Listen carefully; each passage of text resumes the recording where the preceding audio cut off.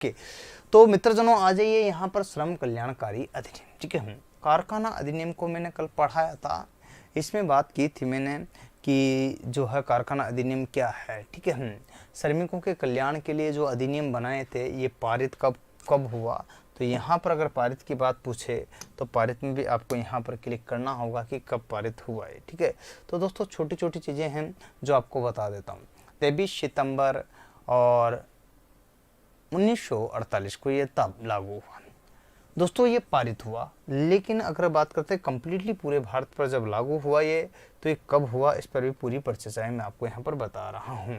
ठीक है, तो आइए और देख लीजिएगा अब आप मेरे साथ में। ठीक है, तो सबसे पहले जिन बिंदुओं को लेकर के मैं आपसे यहाँ पर बात करूँगा कि भाई जो है कंप्लीट भारत पर कब लागू हुआ, ये क्लास नंबर चौथा की आपके आगे बढ़ रही है, 5वें पर पहुँचेंगे इसी क्लास सेशन में। ठीक है, लेबर वेलफेयर लेजिस्लेशन की बात कर रहे हैं, कारखाना अधिनियम 1948। ठीक है, फैक्ट 1948 को चलो यहाँ से आगे ले जाते हैं और इसमें सबसे पहले बात करते हैं लागू। तो भैया जी लागू तो हुआ, लेकिन कब हुआ अगर यहाँ इस पर मैं जिक्र करूँ तो आइए सबसे पहले तो लीजिएगा 23 सितंबर। कब हुआ? 23 सितंबर, हाँ जी, और यहाँ पर 1948 को। ठीक है, तो आप सभी इसको नोटेट कर ले। ठीक है, पहली बात कहाँ किसने लागू किया? केंद्र सरकार ने। तो भैया जी ये लागू किसने किया? केंद्र सरकार ने। ठीक है, हाँ जी, तो यहाँ पर आपका तो केंद्र सरकार ही करेगी लागू, तो भैया जी तो केंद्र सरकार ने कर दिया। इसके गवर्नर उस टाइम पर कौन थे मैंने आपको बता देता, आज मैं रिवाइज कराते हुए लेकर चलूंगा, लॉर्ड रिपन। ठीक है, ज़्यादा कुछ समझाने की जरूरत नहीं है, साफ साफ शब्दों में आपको मैंने कल बताया था। और लागू करने का जो अधिकार है देखिए वो किसके है? राज्य सरकार। दोनों अलग अलग चीज़ें, पारित कौन कर रही है? केंद्र सरकार। लागू करने का अधिकार किसके पास है? राज्य सरकार पास। नोट लग के लिखिएगा। नोट में देखिएगा राज्य सरकार ने कारखानों के निरीक्षण के लिए अलग अलग से जो है अधिकारियों की नियुक्ति की है। ठीक है, अब चाहे इसमें देखिएगा उद्देश्य क्या रखा है, इस पर भी बातचीत करूंगा। ठीक है, हाँ जी लीजिएगा। ठीक है, सेफ्टी पॉइंट्स की बात करें, सुरक्षा एवं सावधानियों को ध्यान में रखना। फिर दोस्तों सुरक्षा और सावधानियों को ध्यान में रखना पहला यहाँ पर उद्देश्य रखा गया था। ठीक है, क्योंकि कारखाना अधिनियम बनाया क्यों? क्योंकि सबसे पहले मजदूरों के हित में, क्योंकि लेबर वेलफेयर तो है, ये है क्या? हाँ जी, ओके, मजदूरों के कल्याण, मजदूरों के स्वास्थ्य का ध्यान, जैसे प्राथमिक चिकित्सा वगैरह। ठीक है, इस टाइप से ना और भी है कई चीज़ें, जैसे श्रमिकों एवं मालिकों के मध्य औद्योगिक संबंधों में सुधार करना। ठीक है, हाँ जी, रिलेशनों में सुधार करना। ओके माय डियर, ठीक है। इसके बाद बात करते हैं श्रमिकों के लिए कार्य की अवधि, अर्थात टाइम निर्धारण करना कि 8 घंटा रहेगा, 12 घंटा रहेगा, 10 घंटा रहेगा, जो भी यहाँ पर दिया रहेगा ज़्यादा तो फिर उसका और टाइम देना पड़ेगा, ये सब चीज़ें। तो श्रमिकों के विश्राम की अवधि का भी निर्धारण करना कि ये मशीन तो है नहीं, इंसान है तो चलते रहेंगे, ऐसा नहीं, बीच में रेस्ट भी ज़रूरी है। ठीक है, हाँ, कार्य के बीच में। ठीक है, अच्छा देखिए यहाँ पर, और इसके बाद विश्राम के लिए मालिकों को मजदूरों के लिए पर्याप्त व्यवस्था करना। जी, बैठने की व्यवस्था होनी चाहिए जिससे उनको पर्याप्त रेस्ट मिल सके। जी हाँ, ओके, तो ये आपको यहाँ पर कम्प्लीटली बहुत सारी चीज़ें होती है। अगर मैं और बात करूँ तो यहाँ पर देखिएगा श्रमिक को दुर्घटना की स्थिति में उचित चिकित्सा एवं क्षतिपूर्ति प्रदान करना, ये सारे नियमों का इसमें उद्देश्यों का रखा गया है इसमें। ठीक है, सारे प्रावधान इसके अंतर्गत रखे गए हैं। जी हाँ, ओके। श्रमिकों के कार्य के अनुसार वेतन का निर्धारण करना, जो भी श्रमिक है उसके कार्य के अनुसार ही जो है वेतन का क्या करना? निर्धारण करना। ओके मेरे प्यारे दोस्तों, लीजिएगा आगे अगर बात करते हैं तो यहाँ पर श्रमिक एवं आश्रितों के हितों एवं अधिकारों की सुरक्षा करना। जी, जो भी श्रमिक है उनके हितों और आश्रितों की क्या करना? सुरक्षा करना। ठीक है, ओके प्यारे दोस्तों, इसी प्रकार से आप यहाँ पर वेतन कटौती के संबंध में उचित नियमों का निर्धारण करना। ठीक है, वेतन कटौती के संबंध में उचित नियमों का निर्धारण करना। तो मेरे प्यारे दोस्तों ये आपको कंटिन्यूस में क्लास कैसी लग रही है? ठीक है, ओके, ठीक है, वेतन कटौती के संबंध में उचित नियमों का निर्धारण करना। तो भैया जी वेतन कटौती को लेकर के उचित नियमों का निर्धारण करना, ये भी यहाँ पर रहेगा। ठीक है, कारखानों को जो है इको फ्रेंडली बनाना। ठीक है, हाँ जी, लेकिन पर्यावरण के जो है समक्ष बनाना। ठीक है, कारखानों की जो है उपयुक्त जांच के लिए निरीक्षकों की नियुक्ति करना, ये सब इस प्रावधानों में रखा गया था। ठीक है, ये कल मैंने बताया था। इसके अंदर कौन कौन से कार्य क्षेत्र आते हैं? तो भैया जी सब आते हैं, ऑल ऑफ दिस। ठीक है, हम चाहे आप रेलवेज ले लीजिएगा, ऐसा कारखाना जिसमें क्या होता है वर्ष में दौरान 10 कर्मचारी हो। ठीक है, हाँ जी, मैंने बता दिया था आपको तो। ठीक है, जिसमें यहाँ पर क्या हो 20 कर्मचारी हो, मतलब यहाँ कंडीशन है। ठीक है, शक्ति के कितने हो? हाँ जी, यहाँ पर 10 कर्मचारी, बिना शक्ति के कितने हो? 20 कर्मचारी, बस ये चीज़ यहाँ पर बताई गई। ठीक है, मुख्य उपबंध कौन कौन से है, जो मेन प्रोविजंस है वो कौन कौन से, इस पर ध्यान दीजिएगा। तो स्वास्थ्य संबंधी प्रावधान, ठीक है, मेन प्रोविजंस में। ठीक है, हाँ जी, हेल्थ। ठीक है, सुरक्षा संबंधी प्रावधान तो सिक्योरिटी का यहाँ पर रखा गया। ठीक है, आगे लिखिएगा तो यहाँ पर युवा पुरुष एवं महिलाओं का जो है समायोजन मतलब जो मिलकर के काम कर चुके हैं, हाँ जी, फीमेल एंड फीमेल, ठीक है। ये आपका यहाँ पर जो है, इसके बाद देखिएगा यहाँ पर अवकाश संबंधी लीव का जो है प्रोविजन से रखा गया। इसके बाद में जो रखा गया आगे जो है कार्य घंटे की निर्धारण, तो वर्किंग हाउस निर्धारित किया गया, ठीक है। आगे देखिएगा बात करते हैं तो यहाँ पर छटनी के कामगारों को हर्जाना संबंधी प्रावधान, इस टाइप से। अरे भाई आगे देखिएगा यहाँ पर व्यवसायिक बीमारियों संबंधी उपबंध, यहाँ पर अगर बात करते हैं तो देखिए स्वास्थ्य संबंधी प्रावधान, मेन प्रोविजन जो है हेल्थ के संबंधी परिभाषा इसकी क्या है, डेफिनेशन इसको ले लीजिएगा। इस नियम के माध्यम से कार्मिकों को स्वास्थ्य का लाभ दिलाया जाता है, ठीक है। मैं वापस से देखिए यहाँ पर बता रहा हूँ, धारा यहाँ पर प्रावधान 11 से 20 तक इसमें कई प्रावधान रखे गए जो अधीन आते हैं, कौन कौन सी चीज़ें क्या क्या। तो यहाँ पर पहला आता है स्वास्थ्य, स्वच्छता, मतलब साफ सफाई होना जरूरी है, क्योंकि अगर साफ सफाई नहीं रहेगी तो बीमारियाँ होगी। तो आप भी सब जानते हो बिना स्वच्छता के तो यहाँ पर बीमारियाँ होगी, कई प्रकार की बीमारियाँ पैदा होगी, तो ये चीज़ संभव नहीं है। अतः हेल्थ के यहाँ पर जो है स्वास्थ्य अगर बढ़ा रहना है तो कचरे का बहिस्त्राव का या निस्तारण या प्रबंध, ठीक है। तो ये क्या है, डिस्पोजल ऑफ वेस्ट एंड जो है इनफ्यूज, ठीक है। तो यहाँ पर आपको देखना कचरे का बहिस्त्राव, ठीक है। तो ये आपको कचरे को अलग अलग होना चाहिए, जो ग्रीन है वो अलग, गीला सूखा अलग अलग होता है ना, होता आपने, तो वही यहाँ पर बताया गया, ठीक है। नेक्स्ट है, हाँ जी, ये प्रावधान देखिए 11 से लेकर के 20 तक में, तो 25 में क्या दिया गया जी, पहले में क्या दिया गया, यहाँ पर देखिए स्वास्थ्य संबंधी प्रावधान की बात करते हैं तो 11 से लेकर 20 में अलग अलग कंडीशन से अप्लाई है, ठीक है। तो पहला, दूसरा, अब तीसरे में क्या दिया 57, मतलब जो है वेंटिलेशन, टेम्परेचर, ओके। तो ये बैलेंसिंग में होना चाहिए, ठीक है, टेम्परेचर और यहाँ पर। अच्छा, धूल और डस्ट, ठीक है। तो यहाँ धूल और धूम मतलब डस्ट और फ्लेम जो हो, दोनों कंडीशन जो है नहीं हो, कर्मचारियों को हित को देखते हुए, अन्यथा जो हो कर्मचारी कैसे काम करते हैं, रोशनी की पर्याप्त रोशनी हो, शौचालय मूत्रालय जो है हो, और वो भी लेडीज एंड जेंट्स के लिए अलग अलग हो, ठीक है, थूकदान हो, ठीक है यहाँ पर। और इसके बाद में स्वच्छता का यहाँ पर जो है, इसमें आगे जो है क्या क्या कंडीशन है, देखिए कई बिंदु बता रहा हूँ। कार्यस्थल पर कार्य, ठीक है, यहाँ पर क्लीनेस को लेकर आगे, कार्यस्थल पर कार्यस्थल की दीवारों को, फर्श एवं मशीनों को नियमित रूप से, रेगुलर रूप से क्या करना, सफाई करना अनिवार्य है, ये सफाई में आ जाता है। दूसरा आ जाता है कार्यस्थल पर समस्त क्रियाओं का लेखा जोखा नियमित रूप से होना चाहिए, वो भी रजिस्टर में इंदराज हो, ओके। इस प्रकार से, क्योंकि बिना रजिस्टर में इंदराज किए कोई चीज संभव नहीं है कि क्या चीज है। तो कचरे का बहिस्त्राव निस्तारण प्रबंधन जो है अपने पास होगा, उसमें क्या क्या चीजें हैं देखिएगा। फैक्ट्रियों के, मैं प्रत्येक को अलग अलग ले रहा हूँ, अलग अलग की बात बता रहा हूँ, पहले जो हो सारा एक साथ में बता दिया, फिर उसको बैक टू बैक ले रहा हूँ, ठीक है। तो कचरे का कैसे करोगे, फैक्ट्रियों में कार्यस्थल पर विनिर्माण की प्रक्रिया से कारण निकलने वाले कचरों को कैसे मैनेजिंग करना है, यहाँ पर अलग अलग हानिकारक को अलग अलग उचित उसका प्रबंधन, क्योंकि उससे अगर जो है बहुत सारे ऐसे केमिकल्स निकलते हैं जो बहुत ही फैक्ट्रियों में, जो बहुत ही अपने कार्मिकों के लिए अर्थात मानव के लिए घातक होते हैं, तो खासतौर से उनका जो है अलग अलग निस्तारण होना उचित जरूरी है। अच्छा, लाभ, यानी किसी भी कर्मी को किसी प्रकार की किसी प्रकार की फैलने वाली बीमारियों से बचाया जा सकता है, ये इसका एडवांटेज है, ठीक है। तो फैक्ट्रियों में यहाँ पर क्या कर रहे हैं, किसी भी कर्मी को किसी प्रकार से यहाँ पर फैलने वाली बीमारियों से जो है बचाया जा सकता है, ये सारा इसका स्वास्थ्य का प्रावधान। अच्छा, इसमें क्या है अगले देखिएगा, तीसरे नंबर का यहाँ पर वेंटिलेशन की बात करें, टेम्परेचर की, तो यहाँ पर क्या होगा, वेंटिलेशन में बात करते हैं, कार्यस्थल पर स्वच्छ वायु का परिसंचरण होना अनिवार्य है, जिससे कर्मियों को स्वास्थ्य सही रह सके, है ना। पर्याप्त यहाँ पर तापमान के लिए भी उचित प्रबंधन हो, जिससे तापमान नियत रह सके, हाँ जी, है ना। देखिएगा यहाँ नोट डालकर, पहला पॉइंट, इसके कर्मचारियों को स्वास्थ्य संबंधी प्रावधान की परेशानी नहीं होती है। दूसरा है संवन, अर्थात यहाँ पर जो है गैसों को क्या ऊपर जाना, ठंडी गैसों को नीचे आना, गर्म गैसें ऊपर जाती है और ठंडी गैसें क्या आती है, नीचे आनी, ये चीज होना चाहिए। उदाहरण के रूप में आप देख सकते हैं एग्जॉस्ट फैन, खिड़कियां, दरवाजे सभी ऊपर की ओर रखे जाते हैं, ये चीजें सारी की सारी किस्में होना चाहिए जी। आपको मैंने बता दिया ये सारी किस्में हो, हाँ जी। कार्यस्थल पर जो भी स्वास्थ्य संबंधी प्रावधान है, इनका जो है अपन यहाँ पर रखेंगे। तो यहाँ पर देखिएगा जो वेंटिलेशन एंड टेम्परेचर को जो निर्धारण रहे, ठीक है। चलो, इसके बाद अगर बात करता हूं तो इसमें देखिएगा नेक्स्ट चौथा नंबर पर धूल और डस्ट, ठीक है दोस्तों। जब डस्ट होगी, धूम होगी, तो इस टाइप से जो खतरनाक होगी वो, और वो कर्मचारियों के लिए बहुत ही घातक होगी, ठीक है। तो प्रत्येक कारखाने में चलने वाली विनिर्माण प्रक्रिया के कारण कोई भी धूल या अन्य अपद्रव्य इस प्रकार का ना हो जहां से नियोजक कर्मचारियों पर दुष्प्रभाव पड़े। प्रत्येक कारखाने में चलने वाली विनिर्माण प्रक्रिया के कारण कोई भी धूल एवं अन्य अपद्रव्य इस प्रकार का ना हो कि जो है नियोजक कर्मचारियों को दुष्प्रभाव पड़े। ठीक है, नॉट।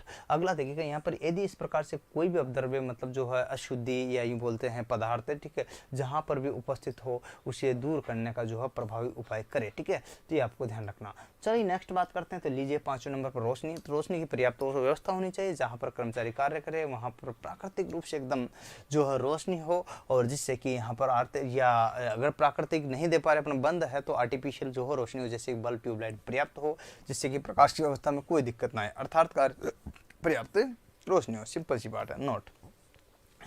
आपातकालीन लाइटों की पर्याप्त व्यवस्था होना चाहिए। इमरजेंसी आजकल लाइट चलती है तो उनकी भी पर्याप्त व्यवस्था जी होनी ही चाहिए। तो मेरे मित्रों, अब आपको ये कैसा सेशन लग रहा, ठीक है, तो आप आइए और आगे बढ़िएगा। ठीक है, नेक्स्ट बात करते हैं तो बैक टू बैक। ठीक है, शौचालय एवं मूत्रालय, यहाँ पर यूरिन एंड लेटरिन की जो है अलग अलग व्यवस्थाएं होनी चाहिए, मेल के लिए अलग, फीमेल के अलग, ये आपके यहाँ पर होना चाहिए। हाँ जी, ओके। तो पर्याप्त व्यवस्था हो दोनों के लिए, ठीक है, लेकिन याद रखना है कि यहाँ पर जो है नियरेस्ट में और मेल और फीमेल के लिए जो है क्या अलग अलग व्यवस्था होनी चाहिए, इसमें कोई दिक्कत नहीं है। ठीक है, और होता भी वैसे प्रत्येक फैक्ट्री में, नहीं है तो होना भी चाहिए, चाहे छोटी फैक्ट्री हो चाहे बड़ी फैक्ट्री हो, लेकिन जी हाँ ये जरूरी है। ठीक है, अच्छा, इसके बाद में जो कि यहाँ पर जो है शौचालय या मूत्रालय को साफ सफाई के लिए विशेष कर्मचारियों की जो है नियुक्ति हो, जिससे कि वह साफ सफाई जो है बराबर कर रहे कि नहीं कर रहे, तो स्वच्छता का विशेष ध्यान रखा जाए इसमें। ठीक है, क्योंकि सारे प्रावधान स्वच्छता से संबंधित। ठीक है, इसके बाद है थूकदान, मतलब जो है स्पिटिंग। यहाँ पर जब बात करते हैं थूकदान की, अगर बात करते हैं तो कारखानों में सुविधाजनक स्थानों पर पर्याप्त मात्रा में थूकदान रखा है, क्योंकि बहुत सारे जर्दा विमल बीड़ी तो खाते हैं, वो कुछ मानते तो है नहीं,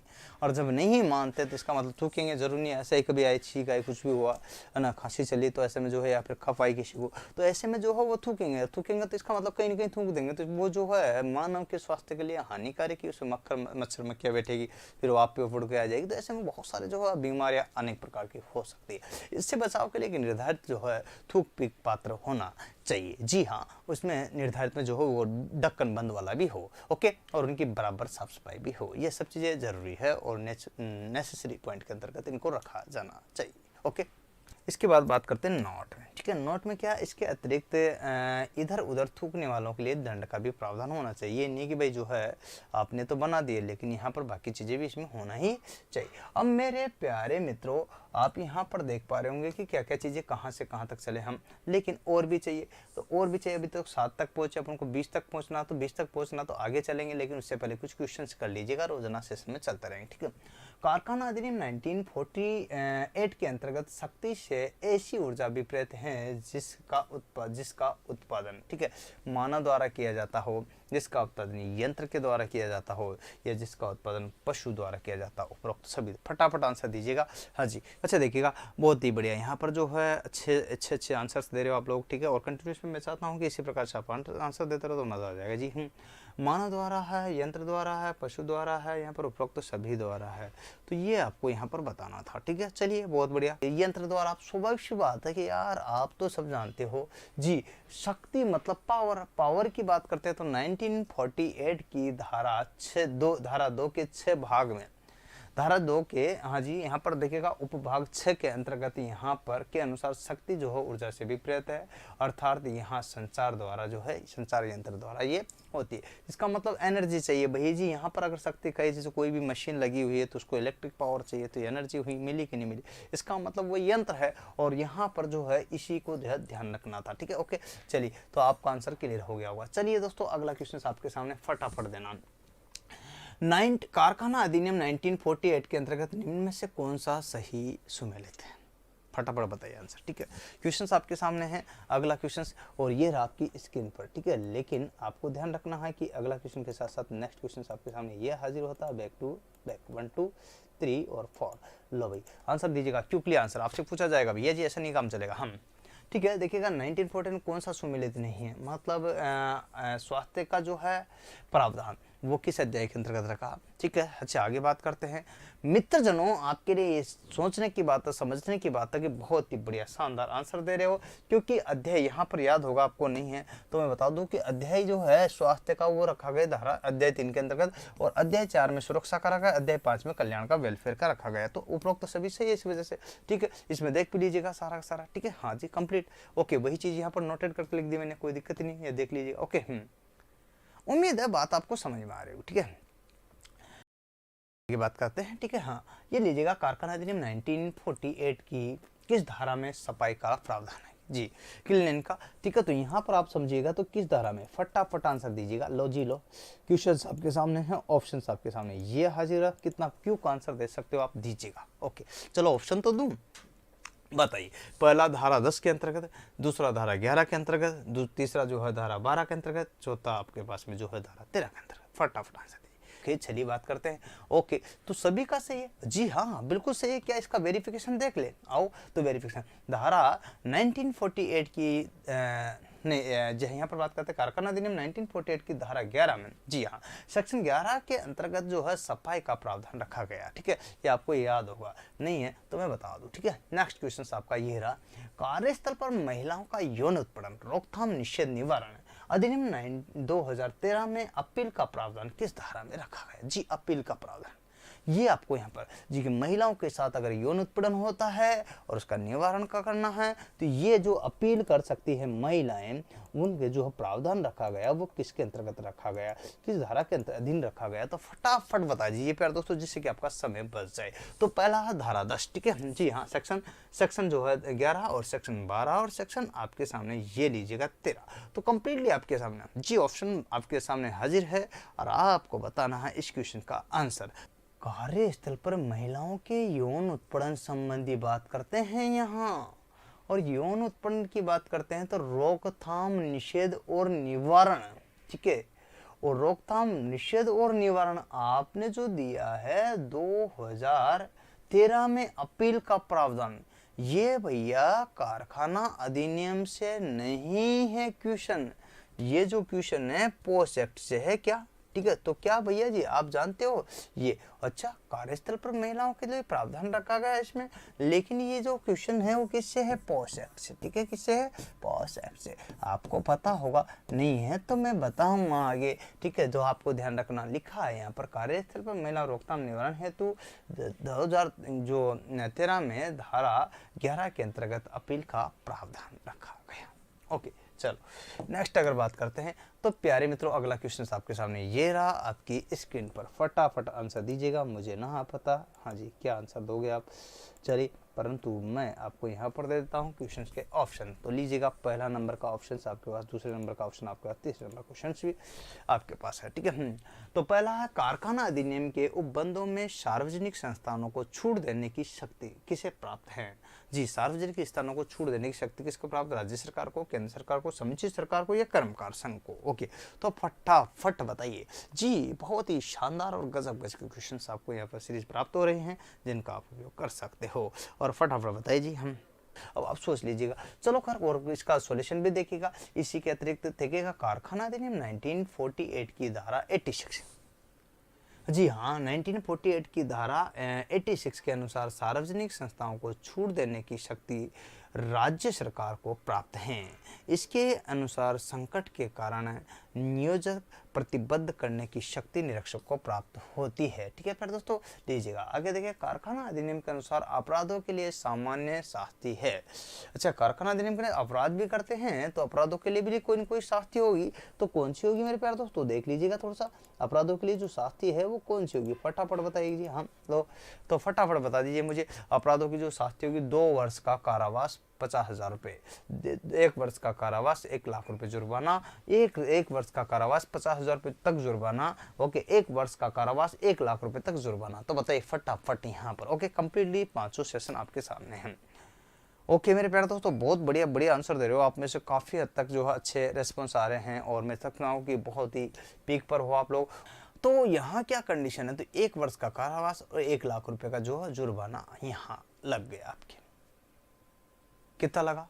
1 लाख रुपए का, एक वर्ष का तो कारावास और 1 लाख रुपए का जुर्माना लग गया। तो इसका मतलब कारखाना अधिनियम 1902 के तहत अपराधों के लिए सामान्य सजा देखिएगा 2 वर्ष का कारावास तथा 1 लाख रुपए का जुर्माना। अच्छा, तो भैया जी यहाँ पर ये 2 लिख दिया, यहाँ पर जो है 1 लिखा, तो कौन सा सही आखिरकार, ठीक है। ये भी आपको सोचना, तो इसमें थोड़ा सा जो है सही कर लेना, ठीक है। हाँ जी, ओके, ये वाला सही, ठीक है। तो यहाँ पर ध्यान रखिए, 1 ही वर्ष का, 2 वर्ष का नहीं, ठीक है। ये यहाँ 1 है, ठीक है। ठीक है। नेक्स्ट चलिए बहुत बात समझिएगा आगे, अगला बढ़िएगा। देखिए 7, ठीक है। कारखाना अधिनियम 1948 के तहत 1 अप्रैल 1949 को संपूर्ण देश में किन देशों को छोड़ करके लागू किया गया? तो भैया जी किन किन देशों को छोड़कर? पाकिस्तान व अफगानिस्तान, पंजाब, हरियाणा, अच्छा, जम्मू एंड कश्मीर, ओके, यहाँ पर असम, मेघालय। फटाफट बताइए। अच्छा, यहाँ पर शब्द पर ध्यान देना, थोड़ा सा गौर फरमाना, पूछा गया इसमें, देखना ध्यान से दीजिएगा तो समझ में आ जाएगा कि क्वेश्चंस क्या है, ठीक है, बैक टू बैक, ठीक है। तो यहाँ पर कंप्लीटली सॉल्यूशन मैं आपको प्रोवाइड करा रहा हूँ, ठीक है। पहले लिख के प्रोवाइड कराता था, अब डायरेक्ट जो है सीधा मिल जाता है, जिससे समझ में जाता पीपीटी मॉडल पर वर्क हो रहा, ठीक है। तो बताइए, फटाफट बताइए। जी हाँ, पाकिस्तान, अफगानिस्तान, ओके, अच्छा, पंजाब, हरियाणा, ओके। अब संपूर्ण, यहाँ पर देखा संपूर्ण देश में किन को छोड़कर लागू किया गया, ठीक है। तो यहाँ पर देखो ना, कारखाना अधिनियम 1948 के तहत 1 अप्रैल 1940 को संपूर्ण देश में किन देशों को, अब यहाँ जो शब्द ध्यान रखना, किन देशों को छोड़ कर लागू किया। देशों के अनुसार तो ये आना चाहिए, लेकिन इसमें जो है देश शब्द नहीं आएगा, ठीक है। यहाँ आएगा राज्य। क्या आएगा? राज्य, क्योंकि देशों पर अदर देश पर तो अपने यहाँ का संविधान लागू होगा नहीं, यहाँ का लागू होने का सवाल नहीं उठता। भाई पाकिस्तान पे हिंदुस्तान का संविधान तो लागू होना नहीं है, यहाँ पर जो है अफगानिस्तान में होना, तो इसका मतलब ये जो कंडीशन तो अपनी लागू ही नहीं होगी। वहाँ जो है राज्य आएगा, लिखने में क्या आएगा? राज्य। तो जम्मू और कश्मीर, क्या होगा? जम्मू और कश्मीर, ओके। तो ये आपको ध्यान रखना, ठीक है। हाँ, टाइपिंग की गलतियों को भी थोड़ा सा आप नजरअंदाज कीजिएगा और खुद भी विवेक से अपने निर्णय लीजिएगा। तो स्वाभाविक बात है कि आपका आंसर क्या होगा? 75। कर कंफ्यूजन आपका यहाँ गया, लेकिन ये आपको देखना पंजाब, हरियाणा, ये जिन्होंने भी दिया वो बहुत गलत आंसर था, ठीक है। आपको याद रखना, जम्मू कश्मीर जब 370 धारा लगी, उसके बाद से यहाँ पर जो हुआ, तो अधिनियम का जो मुख्य उद्देश्य श्रमिकों को हर संभव सुविधा उपलब्ध कराना था, है ना, उपलब्ध करवाना था, जो कि संपूर्ण भारत में जम्मू और कश्मीर को छोड़कर सभी जगह पर लागू हो गया था, क्योंकि जम्मू कश्मीर 370 की धारा जो हटने के बाद ही ये लागू हुआ, उसके पहले इसमें लागू नहीं थे। जबकि पाकिस्तान और ये तो क्या अदर देश थे, तो देश यहाँ ना आकर के राज्य आएंगे। क्या आएंगे? राज्य। ओके मेरे प्यारे दोस्तों, हाँ जी, ओके, वहाँ एरर्स नहीं रहेंगे, चिंता मत कीजिएगा, ठीक है। ओके, तो यहाँ पर आगे बात करते हैं क्वेश्चंस में। 8वें नंबर का आपके सामने बस बैक टू बैक चल पढ़ते हैं इसी सेशन में। कारखानों में श्रमिकों को कितने घंटे के बाद आराम दिया जाता है? सुनिएगा, कारखानों में यहाँ पर श्रमिकों को कितने घंटे आराम दिया जाता है?